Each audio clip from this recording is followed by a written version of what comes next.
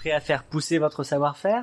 Bienvenue dans le podcast d'Astrodor Sud-Ouest dédié aux pros de l'horticulture et de la pépinière. Rejoignez-nous pour découvrir les trucs et astuces du métier, partager des solutions concrètes pour relever vos défis quotidiens et explorer ensemble les dernières avancées techniques. Avec chaque épisode, avancez un peu plus dans le monde pratique de la production. Bonne écoute et on commence.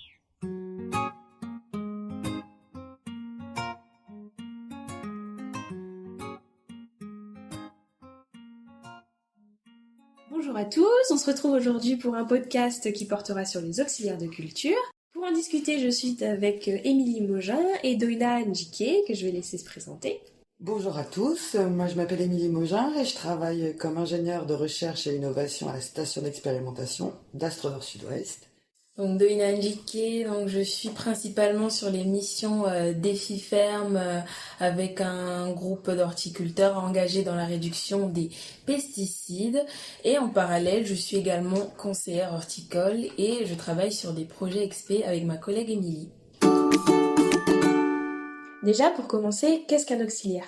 Un auxiliaire, c'est un organisme vivant qui va fournir des services écosystémiques qui va permettre donc de faciliter la production agricole. Donc c'est une définition qui va être très large parce qu'elle va inclure autant les insectes, les mammifères et les oiseaux. Les plus connus que vous connaissez sûrement, c'est tout ce qui est donc coccinelle, chrysope ou encore les mésanges. Un auxiliaire, en fait, plus largement, c'est celui qui aide à gérer les bioagresseurs pour les cultures et gérer les ravageurs. Est-ce que vous pouvez me parler du contexte global qui a mené, ou du moins qui a favorisé l'utilisation de ces auxiliaires de culture ?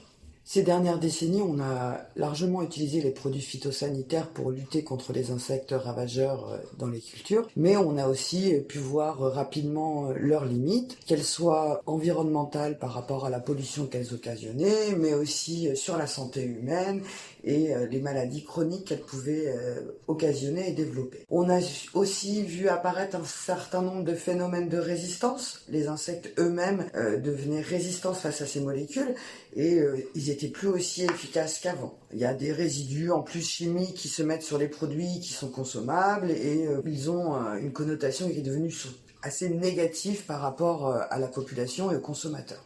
Donc inévitablement, les agriculteurs ont changé leurs pratiques, d'abord pour eux et pour leur exploitation, développer des techniques qui sont plus respectueuses de l'environnement et des hommes. Ils ont mis en place des mesures agro-environnementales pour préserver leur environnement et les zones écologiques, mis en place des solutions alternatives à ces produits phytosanitaires en développant différentes stratégies avec justement ces insectes qui les aident à protéger leur culture par la lutte biologique, mais aussi par la lutte physique, tout simplement par exemple en mettant des filets, par des plantes de service, en semant des bandes fleuries pour être favorable à l'installation de ces insectes et en mettant en place des pratiques agronomiques qui sont plus respectueuses et qui ont moins recours aux produits phytosanitaires.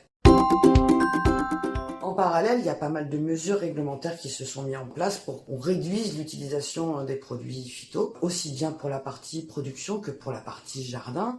Au niveau européen, chaque État a mis en place un plan. En France, on appelle ça le plan éco-phyto et il est mis en place depuis 2008 suite au Grenelle de l'environnement. Depuis plus de 15 ans, le plan éco-phyto est mis en place pour travailler sur différentes manières de réduire l'utilisation des produits phyto. Pas uniquement en remplaçant leur utilisation, mais mettant en place des formations, des nouveaux moyens de gestion, toutes les manières de s'approprier ce vivant pour l'utiliser au quotidien.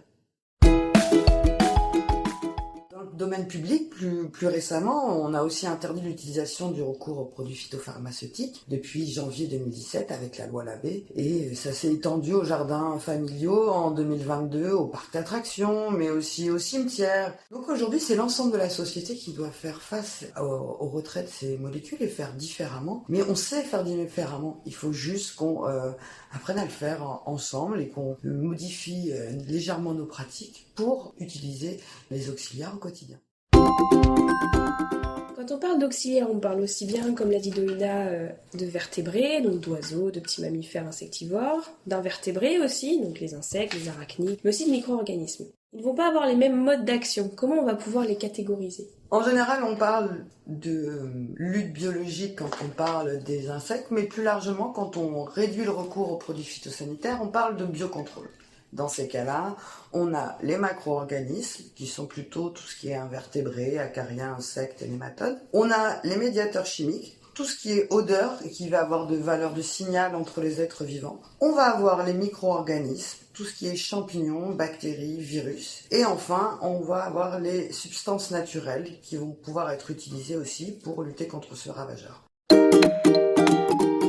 Au cours de notre discussion, ici, on va plutôt se focaliser sur les macro-organismes. Il y a 3 grandes classes qu'on distingue. D'abord, il y a tout ce qui est prédateur. Ils vont aller attaquer leur proie et vider leur contenu. C'est des prédateurs qui sont en une efficacité immédiate, mais sur une vraiment courte durée. Et ils vont pouvoir manger, eux, entre 500 à 1000 proies par individu, ce qui en fait des bons alliés pour combattre et nettoyer des foyers de population. Par ailleurs, on peut travailler avec des parasitoïdes. Eux, ils n'ont pas du tout le même mode de fonctionnement. Eux, ils utilisent la proie comme un moyen de se reproduire. Et en fait, ils vont pondre dans l'hôte, et ce qui va provoquer la mort du ravageur, parce que petit à petit, la larve de l'auxiliaire va se développer à l'intérieur. Leur mode d'action, il est plutôt préventif. On va l'utiliser plutôt quand il n'y a pas encore trop de ravageurs dans la culture. Et il va être un peu moins, on va dire, productif, puisqu'il va parasiter entre 100 à 200 individus par auxiliaire utilisé. Mais par contre, il a un très bon moyen de prospection et de dispersion dans la culture, et c'est pour ça qu'on aime bien l'utiliser. Et enfin, la dernière grande catégorie, c'est tout ce qui va être les entomopathogènes. En fait, leur objectif, c'est de contaminer l'hôte et de provoquer une maladie, ce qui va permettre de contrôler le ravageur. On va l'utiliser plutôt quand le ravageur il est déjà assez présent et qu'on veut faire rapidement baisser aussi la population. Pour faire un petit récap sur les auxiliaires, en fait, on va voir d'une part les macro-organismes. Dans les macro-organismes, on a les prédateurs, donc comme l'a dit Émilie, c'est idéal pour nettoyer les foyers. Ces prédateurs-là, ça va être des acariens, des punaises, des coléoptères comme les coccinelles, les carabes. Ça peut aussi être des cirques, des cécidomies, et donc finalement, ils vont s'attaquer à peu près à tous les ravageurs possibles. Dans les macro-organismes, on retrouve les parasitoïdes, qui ont une efficacité qui va plus s'étaler dans le temps. Ils sont appliqués davantage en préventif. Et en fait, ces parasitoïdes, ça va être des individus qui sont ailés, c'est des hyménoptères, donc des micro-guêpes, et ils vont avoir une large capacité de prospection, ce qui est idéal pour trouver les colonies, par exemple, de pucerons qui vont être un peu dispersées. Ils vont toucher moins d'individus que les prédateurs, mais ils vont pas uniquement faire des dégâts sur les ravageurs en pondant, ils vont aussi pouvoir s'alimenter, par exemple, ils peuvent piquer un puceron pour boire. Les parasitoïdes, ils vont s'attaquer aux pucerons, aux aleurodes, ça peut aussi aux chenilles et d'autres ravageurs. Dans les auxiliaires, on a l'autre catégorie des micro-organismes entomopathogènes. Donc ça regroupe les nématodes, les champignons, les bactéries et les virus. Eux, ils vont contaminer l'hôte et provoquer leur mort par maladie. C'est-à-dire qu'on va pouvoir les utiliser en curatif pour des pressions légères à moyennes. Si on prend un exemple de mécanisme d'infection de champignons entomopathogènes, en fait le champignon il va se fixer sur le corps de l'insecte et il va germer quand les conditions vont être favorables. Donc le spore va germer, l'if mycélien va se développer sur le corps de l'insecte, et ensuite il va réussir à percer la cuticule et à entrer dans le corps de l'individu. Là il va s'y développer, ce qui va provoquer la mort de l'hôte. Quand les conditions sont à nouveau favorables, il va pouvoir resporuler et contaminer à nouveau d'autres insectes. Les nématodes sont aussi beaucoup utilisés. Eux, ce sont des micro-vers qui vont nager dans l'eau du sol pour localiser les organismes à parasiter. Une fois l'hôte localisé, ils vont entrer dans son corps par ses orifices naturels. Ils vont y libérer des bactéries, parce qu'en fait, il faut savoir que les nématodes, ils sont en symbiose avec certaines bactéries, qui vont se développer dans l'hôte. Ces bactéries vont émettre non seulement des toxines, qui vont provoquer la mort de l'insecte par septicémie, il faut attendre entre 24 et 48 heures, et aussi des composés antibiotiques qui vont empêcher la putréfaction du cadavre de l'insecte et qui vont inhiber le développement et la contamination de l'insecte par d'autres microbes. Ça va donc laisser le temps en fait aux nématodes de se développer dans le corps de l'insecte mort, de manger les nutriments qui ont été libérés par ces fameuses bactéries et les tissus de l'insecte. Les nématodes, en général, on les utilise contre les larves de papillons, les larves d'othioryncques ou d'autres ravageurs du sol en général. On les utilise aussi beaucoup en ce moment contre le papillon du palmier. Pour être un peu plus concret, ça peut être quoi par exemple ce que tu préconises sur le terrain de là? Donc sur le terrain, notamment au printemps, il faut savoir que la diversité variétale est assez large. Donc on a une rotation permanente des cultures, ce qui veut dire qu'on va donc favoriser des auxiliaires qui vont un peu toucher à tout. Comme Émilie l'a dit, on va favoriser donc une installation de parasitoïdes qui aura un bon recouvrement sur les surfaces. Les parasitoïdes ont cette vocation-là à lutter contre différentes espèces de pucerons. Donc ici, on va favoriser des mix de parasitoïdes. Ensuite, on peut lâcher tout ce qui est acariens prédateurs. Ici, les acariens prédateurs auront cette vocation-là à lutter contre les thrips.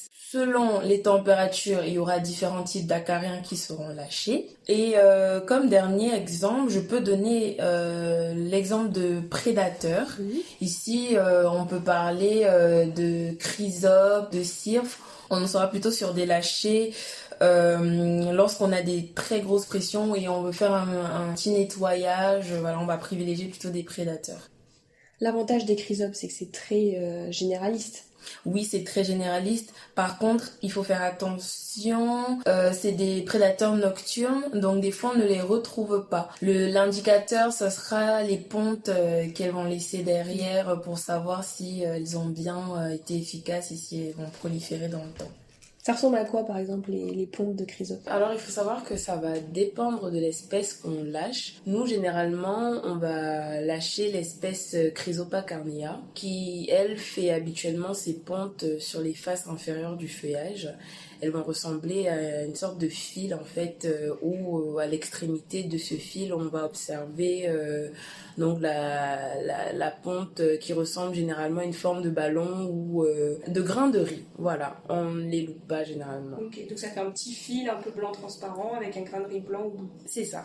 La chrysope, elle pond souvent de manière groupée ou c'est vraiment un œuf par feuille? Ça dépend. On peut retrouver des groupements effectivement où elle va faire plein de fils voilà, sur la même feuille ou sur les feuilles autour. Quand on utilise des auxiliaires, est-ce qu'il faut faire aussi attention?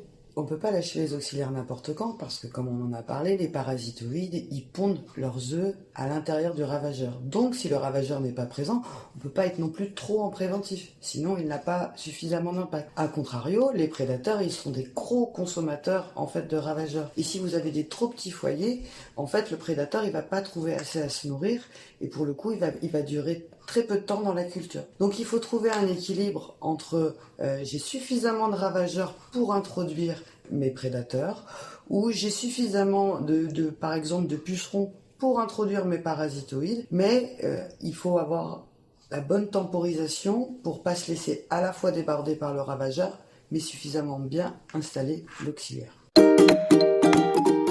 Si maintenant on voit une plante qui est attaquée par un ravageur mais qu'on trouve pas les auxiliaires, comment on fait pour les favoriser ou les introduire au niveau de nos cultures? C'est pas toujours évident de voir les auxiliaires dans les cultures parce qu'ils sont pas présents forcément dans la journée en train de se dorer à la pilule au soleil, mais certains et la plupart en fait sont des prédateurs qui vont plutôt se déplacer la nuit.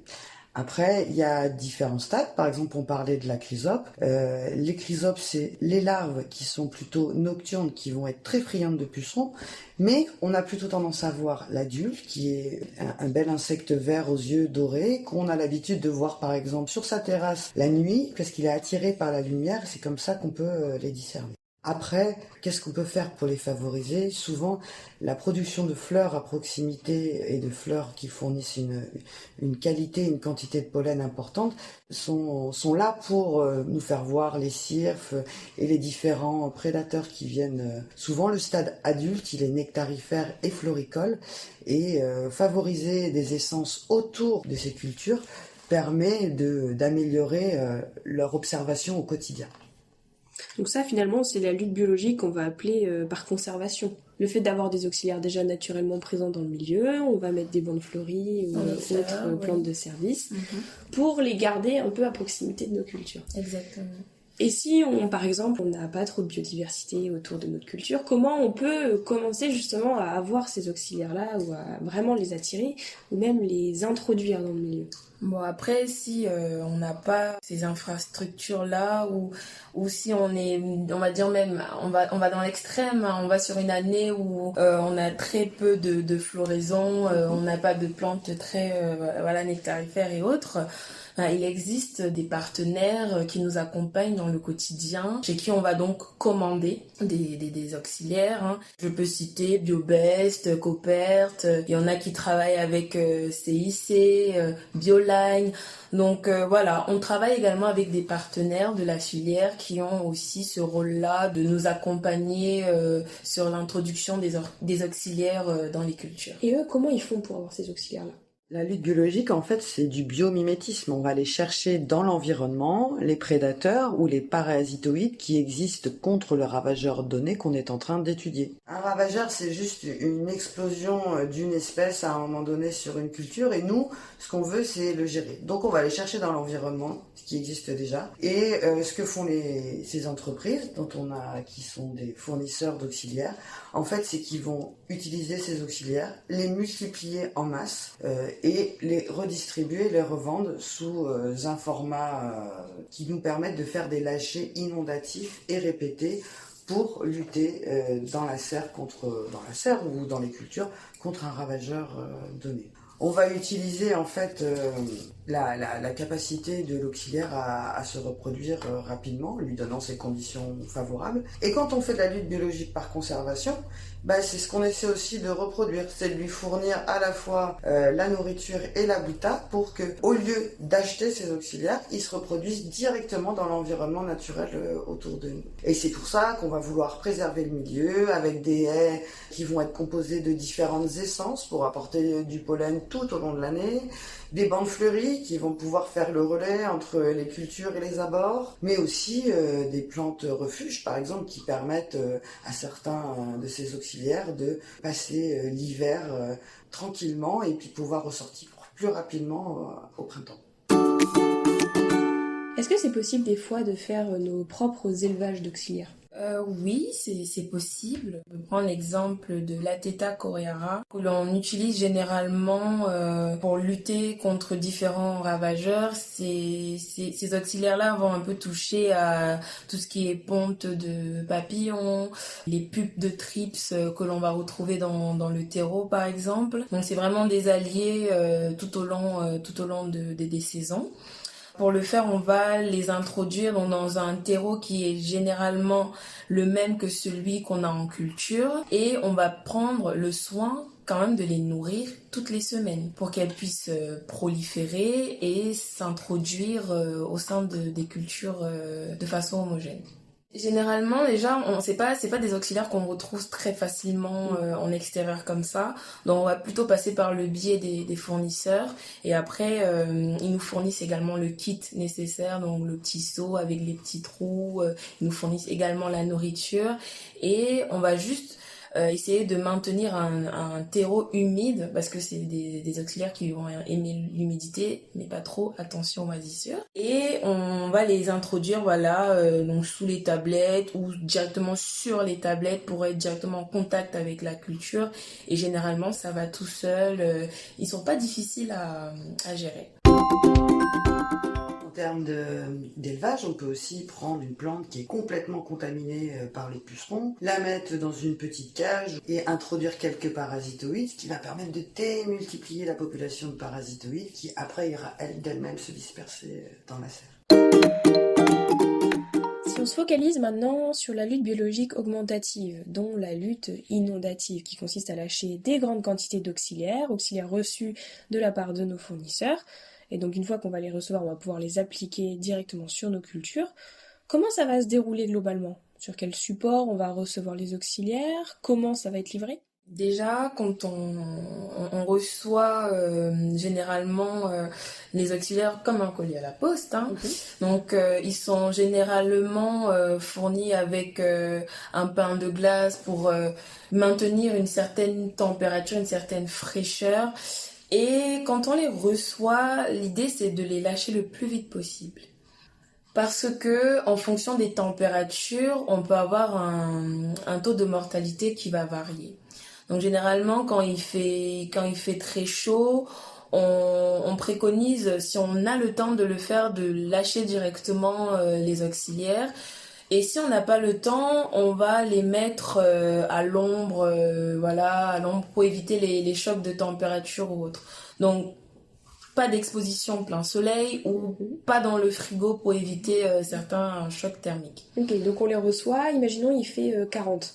Là on peut pas les appliquer tout de suite parce qu'il va faire trop chaud dans la serre. Effectivement. Donc on les laisse tout doucement à l'ombre, augmenter un peu la température, se réveiller un peu. C'est vrai que les insectes, en fait, ils sont très dépendants de la température parce qu'ils n'arrivent pas à réguler leur température corporelle. Donc leur température, elle est fonction de la température extérieure. Donc c'est le facteur qui influence le plus le comportement, le développement, mais aussi la reproduction de ces organismes. Et la température, elle est importante quand on est dans la culture et qu'on observe les auxiliaires. Mais il faut voir que quand on fait appel à ces firmes-là qui vont nous vendre les insectes, et ben ces insectes ils viennent le plus souvent d'assez loin. Donc il y a toute cette phase de transport, de stockage qui va aussi jouer sur l'efficacité des auxiliaires qu'on va amener. Un petit conseil également quand vous recevez vos auxiliaires, quand il fait très chaud, des fois on va un petit peu se méfier. Pourquoi ? Parce que qui dit forte température dit aussi mortalité possiblement élevée en fonction de ce qu'on va recevoir. Donc il est essentiel lorsque vous récupérez vos insectes de toujours vérifier s'ils sont assez mobiles. Donc de voir si vous les lâchez, s'il y aura une efficacité sur vos cultures, parce que c'est l'objectif. Alors que si vous recevez quelque chose de mort, il n'y aura pas d'efficacité. Donc toujours observer ce qui vous est envoyé. Donc il va falloir ouvrir les contenants, sentir un peu l'odeur, est-ce qu'il y a des odeurs d'humidité. Le plus souvent, les auxiliaires sont conditionnés dans des boîtes qui sont plus ou moins isolées en fonction de la température extérieure. En hiver, on a des contenants qui sont classiques, dans des cartons juste bien emballés. En été, on va avoir plusieurs couches de polystyrène ou des pains de glace qui vont être ajoutées. Et ces pains de glace, il va falloir qu'on vérifie s'ils sont bien toujours froids ou non. Et quand on va le recevoir, même s'il fait très chaud et qu'on veut quand même conserver une certaine température, on va pas forcément les mettre au frigo parce que ça peut être aussi néfaste à l'auxiliaire qu'on va recevoir. Il faut savoir qu'un parasitoïde, en termes de les fournisseurs, pour pas que le parasitoïde il éclose trop vite au cours de son transport, il est conservé à des températures assez basses, en dessous de 6 degrés, comme ça la pupe par exemple va rester plus longtemps au stade pupe. Et plus la température va remonter, et petit à petit l'insecte va se réveiller. Alors on va essayer plutôt de le mettre dans une pièce plus fraîche que dans un frigo, ou alors à une température supérieure à 10 degrés, pour garder juste une température moyenne. En fait, on va recevoir les auxiliaires, comme l'a dit Doina précédemment, un peu comme un colis à la poste. Mais sous quelle forme ils vont être mis dans le colis, sous quel support en fait ils vont être disponibles? En fait, chaque auxiliaire, chaque espèce est dans un petit flacon, le plus souvent. Elle est apportée sur différents types de supports. Ça peut être du son, mais ça peut être aussi des copeaux de bois, de la vermiculite, des cosses de sarrasin. Chacun a un peu sa petite particularité en fonction de si c'est larves ou si c'est des adultes. On peut avoir les différentes phases. En fait, ça peut être soit des larves d'insectes, qui vont peut-être mettre plus longtemps à se développer dans la culture, mais vont aussi rester plus longtemps avant d'avoir l'adulte. On peut avoir des adultes prêts à pondre directement. Et puis on peut avoir, notamment pour tout ce qui est parasitoïde, ce sont plus souvent des momies qui sont parasitées. Donc en fait des ravageurs dans lesquels il y a la larve de l'auxiliaire qui va émerger. Ils sont soit collés sur des plaquettes, soit libres dans le support. Et en fonction de ces différents supports, on va les appliquer plus ou moins différemment dans la culture. Pourquoi est-ce qu'on voit rarement des auxiliaires en jardinerie finalement ?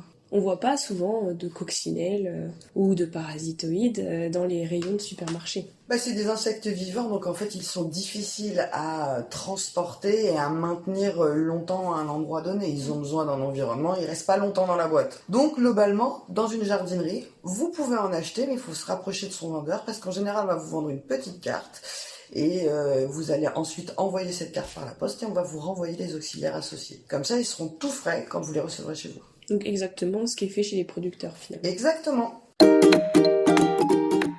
Comment la culture va influencer le choix des auxiliaires ? Par exemple, les auxiliaires ne sont pas tous adaptés pour aller sur les pieds de tomates. Tout ça, c'est une notion de réseau tritrophique entre la plante, le ravageur et l'auxiliaire. Et en fait, l'auxiliaire, il va aimer certains traits particuliers de la plante pour continuer son développement. Par exemple, les acariens auxiliaires, ils aiment bien quand il y a quelques petits poils sur la plante parce que ça facilite l'endroit où ils vont pondre leurs œufs, et ces petits poils ils vont servir à accrocher leurs œufs. Mais à contrario, la tomate, qui est une plante qui est très très poilue, et en fait il y a tellement de poils sur la feuille que ça empêche leur mobilité et ils vont avoir du mal à se déplacer. Et en fait, il n'y a que certains acariens auxiliaires qui aiment bien se développer sur la tomate, notamment des acariens qui vont avoir des plus grandes pattes et qui vont réussir à se frayer plus rapidement une place entre les poils. Donc les traits morphologiques des plantes sont importants. On parle par exemple des Dipladenia. Le Dipladenia, cette plante qui a un petit peu de latex. Eh bien, elle a un puceron particulier, puceron jaune, qui s'appelle le puceron du laurier rose notamment. Et ces pucerons, ils ont réussi à se développer sur cette plante, mais en fait, ils accumulent un peu tout ce latex. Et les auxiliaires, ils vont avoir du mal à manger ces pucerons en particulier, parce qu'ils sont un peu toxiques, ils ont accumulé ce latex, et en plus, ça colle leur mâchoire. Donc, on n'a pas beaucoup d'auxiliaires, parce que, en fait, la plante produit du latex, le ravageur le consomme et lui s'en dépatouille, mais l'auxiliaire, lui, il a du mal à consommer les pucerons qui ont mangé de latex. Quels sont les climats qui vont en général être favorables aux auxiliaires? En ce qui concerne le climat, je vais un peu donner en fonction donc des acariens, des prédateurs et des parasitoïdes. En ce qui concerne les acariens, on a 2 types d'acariens qu'on va lâcher durant l'année.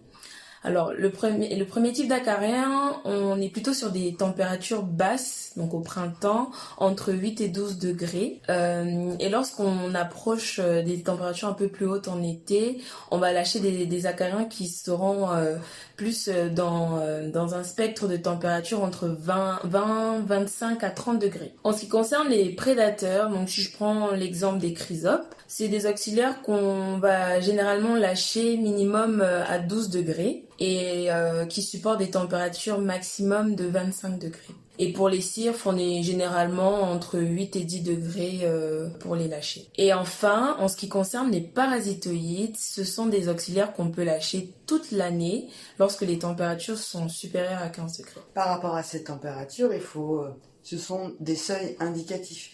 Mais il faut voir que c'est pas forcément linéaire dans une journée. Et une nuit qui va être plutôt fraîche, où il va y avoir 5-6 degrés, peut être certes limitant pour un parasitoïde, mais si on prend en compte l'effet de la serre et qu'on peut monter assez vite en température dans la journée, alors le parasite peut quand même se développer. Et puis il faut savoir que la température qu'on mesure en ambiant n'est pas la température de la plante, et ces auxiliaires peuvent aussi trouver des recoins pour trouver des températures un peu plus favorables. Donc, certes, prenez en compte ces niveaux de température, mais soyez indulgents avec eux, et si vous êtes autour de 10 degrés, vous pouvez largement lâcher des chrysopes par exemple, voire même des parasitoïdes dans certaines conditions. Pour revenir sur les acariens prédateurs, donc tu nous as dit que les acariens étaient à lâcher selon différentes températures. Par exemple, tôt dans la saison, on va plutôt avoir tendance à lâcher quels acariens? Donc nous, on va lâcher du Neozelus cucumeris à cette période-là. Alors que quand la température va augmenter, qu'on va arriver vers des températures plus chaudes, par exemple en fin de printemps, début été, là on va switcher sur quel acarien? Alors là, pour le coup, on a vraiment du choix. On va partir sur de l'Ambliseus sirski, on peut aller sur du Transeus mandorensis, on peut même aller encore sur du Cucumeris parce que il tient quand même des températures un peu plus élevées, mais généralement Ambliseus sirski et Transeus mandorensis sont plus adaptés à des températures plus chaudes. Ce qui fait aussi leur particularité à ces deux acariens auxiliaires, c'est qu'on va différencier les acariens qui vont être plutôt généralistes et ceux qui vont être plutôt spécialistes. Un spécialiste, en général, il va consommer plus rapidement sa proie, mais il va avoir plus de mal à se maintenir sur la culture dès que la proie n'est plus en quantité suffisante.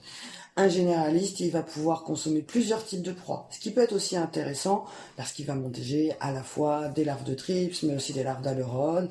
Et puis, en absence de ces deux ravageurs, on va pouvoir consommer un peu de pollen de la culture, ce qui peut aussi permettre de le maintenir. Tout à l'heure, on a parlé des haies et des bandes fleuries qui permettaient de maintenir un certain nombre d'auxiliaires. Mais on peut le faire aussi avec des acariens en nourrissant ces derniers sur la culture. On a parlé aussi de différentes formes d'apport des acariens auxiliaires. Le plus souvent, on les apporte sur un support et on les saupoudre sur la culture. Mais on peut aussi apporter des sachets. Et les sachets, c'est comme des mini-élevages. En fait, dedans, il y a du son. Il y a des acariens du son qui, eux, mangent le son. Et puis, il y a des acariens qu'on va utiliser, comme Cucuméris ou Shursky, qui, eux, vont, tant qu'ils sont dans le sachet, manger les acariens du son, et puis sortir progressivement pour aller chercher d'autres types de proies. Donc ça, c'est les sachets en général, et on a les sachets d'élevage. La difficulté de la lutte biologique aujourd'hui en production, c'est qu'il faut apporter des quantités massives et régulières d'auxiliaires pour vraiment obtenir le rôle de protection des cultures. Et ça coûte très cher. Et ça demande beaucoup de main-d'œuvre pour que ça soit appliqué. Aujourd'hui, ce qu'on voudrait, c'est qu'en fait, on les apporte 1 ou 2 fois et qu'ils se maintiennent. D'où l'idée de ces petits sachets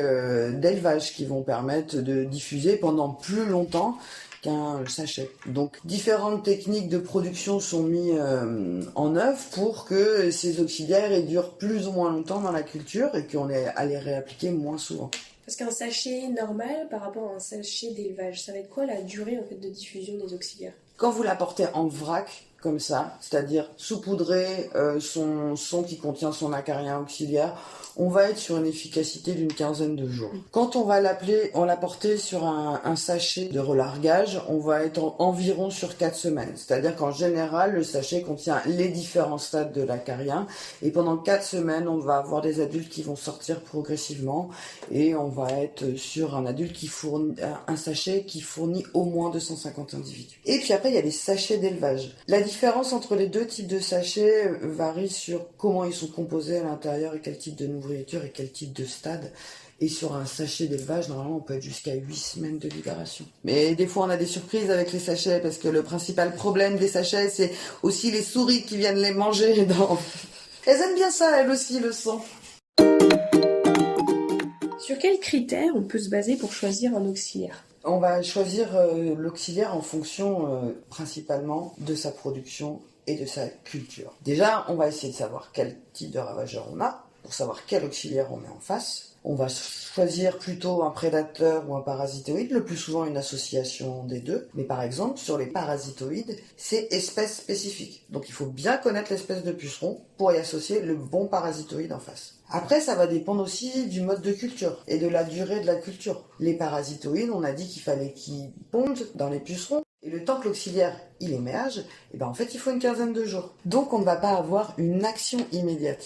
Un prédateur, hop, sous 2-3 jours, vous pouvez avoir nettoyé vos foyers. Et de ce fait, si par exemple vous êtes comme à la station en production de culture ornementale, le moment où vous allez devoir nettoyer votre foyer par rapport au moment où vous en êtes au niveau de votre stade culturel, ça peut être très important. Parce que si vous allez vendre la culture dans 15 jours, vous n'allez pas avoir le même besoin que si vous êtes tout juste en train de la mettre en place. On a parlé aussi tout à l'heure de certains auxiliaires qui étaient plus ou moins adaptés en fonction du type de feuillage.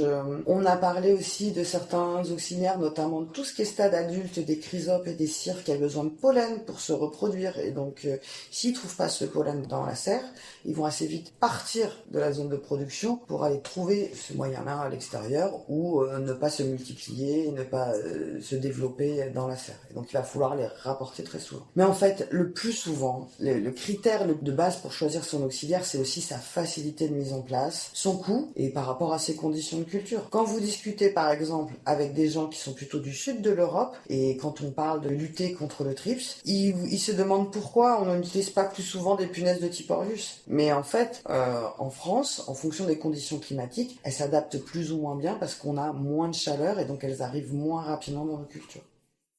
Merci à toutes les deux pour votre intervention. On va se retrouver pour d'autres épisodes justement sur le biocontrôle, la PBI, les auxiliaires. Et c'est fini pour aujourd'hui. Merci Charline. Merci. C'est maintenant la fin de ce 3e podcast. Merci pour votre écoute. Si vous avez des idées ou des commentaires pour un prochain sujet, n'hésitez pas à nous contacter sur l'adresse mail sud-du6ouest@astredor.fr. Ce podcast a été réalisé avec le soutien financier de l'Union européenne et de la région Nouvelle-Aquitaine.